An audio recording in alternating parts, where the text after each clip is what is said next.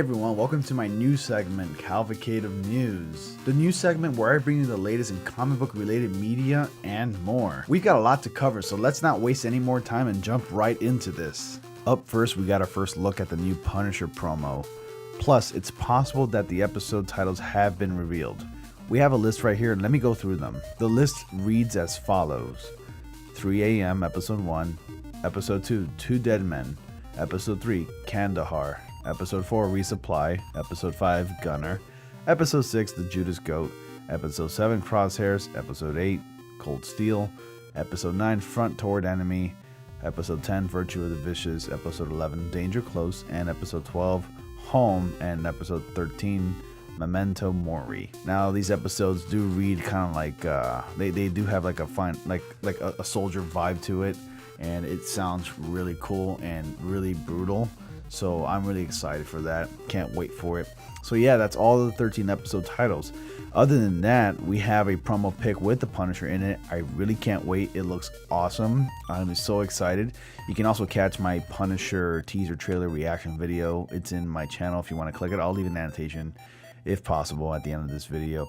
It's going to be badass and intense. I really can't wait for this. I'm super excited. I believe the tone they're going to be going for is Punisher Warzone, and Netflix can easily pull that off since they don't have any limitations to what they can do and show on Netflix. It's unclear what the date is because if you watch the promo, in the end there seems to be a date, but it's all pixelated. My guess is either November 10th, which is a Friday, and the day before Veterans Day, which goes really well in tangent with the Punisher since he's a soldier, and Netflix series tends to premiere on a Friday, or it's possible we could be getting it on Veterans Day, which falls on a Saturday, but it's most likely going to be on a Friday. So mark your calendar and get hype. It's going to be awesome. On to some controversial news. Things like this boggle my mind all the time. Ed Skrein dropped out of the Hellboy reboot after a casting controversy. He joined the cast in the role of Major Ben Daimio, a rugged military of the Bureau for Paranormal Research and Defense, who has the ability to turn into a jaguar because of a curse. Where's the controversy? Well, the character of Major Ben Daimio is of Japanese American descent, and Ed Skrein is not Japanese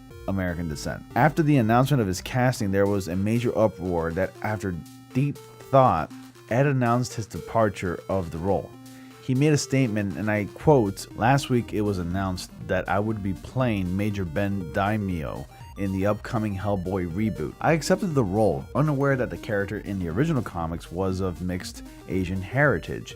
There has been intense conversation and understandable upset since that announcement, and I must do what I feel is right. It is clear that representing this character in a culturally accurate way holds significance for the people, and that to neglect this responsibility would continue a worrying tendency to obscure ethnic minority stories and voices in the arts.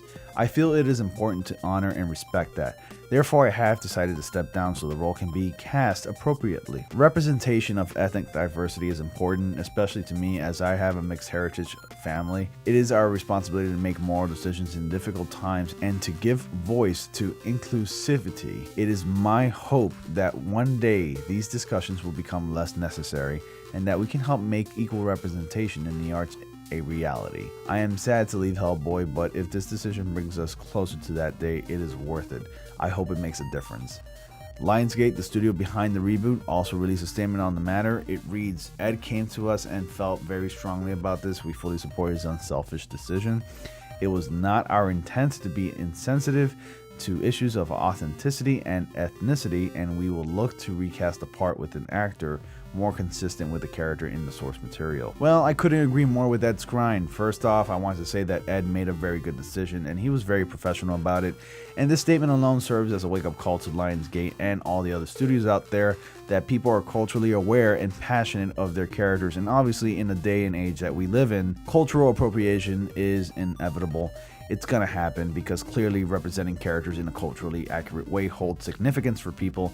I'm 100% sure that Ed was feeling the hate and that the pressure got to him, and he just called it quits, and I'm 100% behind him on this. It's clearly sending a message to studios that people are so passionate about things like this, and people are willing to bend over backwards to have the people's heads who make bad casting choices on a pitchfork. And one more thing before I go off to the next topic here, I just want to say that I call bullshit on Lionsgate's statement about how it wasn't their intent to be so insensitive to issues of authenticity and ethnicity. That statement alone tells me two things. You either didn't do your research on the character, or you just didn't give a shit and did whatever the hell you wanted and just casted an actor without thinking twice about it. Anyways, I'm happy for Ed for making a call like this. I believe it was really big of him, and I wish him the best. We got an image here of Misty Knight with her new bionic arm in Luke Cage Season 2. Spoiler alert for those of you who haven't seen The Defenders yet, Misty Knight loses her arm. However, in the comics, Misty is given her bionic arm by Tony Stark, but given the nature and relationship between Marvel Studios and Netflix, it remains to be seen as to how Misty Knight will acquire her bionic arm.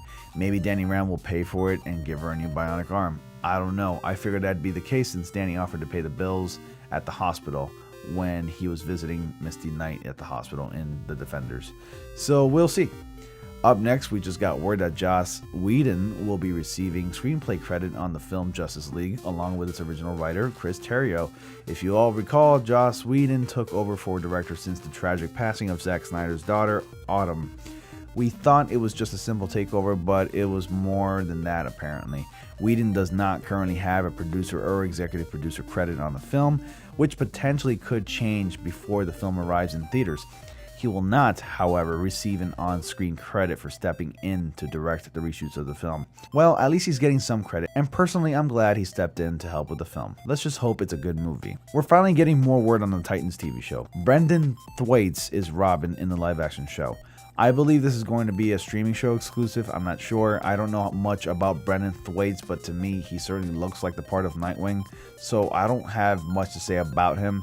Of course, you'll have some of the writers writing for the Titans live-action show, like Jeff Johns, who is the president and CCO of DC Entertainment, who's also worked on The Flash and Arrow, and Greg Berlanti will also write, who also wrote for The Flash, Arrow, DC Legends of Tomorrow, and Supergirl. So very exciting stuff that they're bringing DC's well-known writers in the mix, and hopefully we get to see the Titans crossover with the rest of the Arrowverse. I can't wait for this. This is going to be awesome. And finally, on to the most interesting and maybe weirdest topic of the video, and it really caught my attention and had me thinking.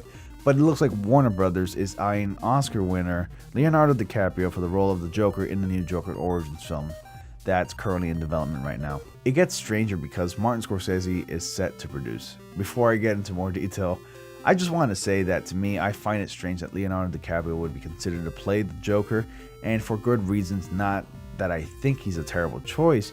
He's more of a, I'm very curious as to how that would play out type choice. Because let's face it, Leonardo DiCaprio is a big-time actor and one of Hollywood's most respected actors. The guy has range, and he's proven it several times over. So yeah, I'd pay money to see that. Also, the fact that Martin Scorsese is involved only reassures us that the possibility of Leonardo DiCaprio playing the Joker is a bit high, given that both Leonardo DiCaprio and Scorsese are both close friends, and they've been so for so many years. DiCaprio has starred in almost every Scorsese film. They have this trust with each other. DiCaprio's guaranteed success is starred in a Scorsese film. And one other thing, I feel that Leonardo DiCaprio frowns upon superhero films and just feels that comic book films are beneath him. That's just the impression that I've gotten from him. But hey, in a world where actors like Michael Douglas, Robert Downey Jr., and Benedict Cumberbatch star in superhero films, anything is possible, right?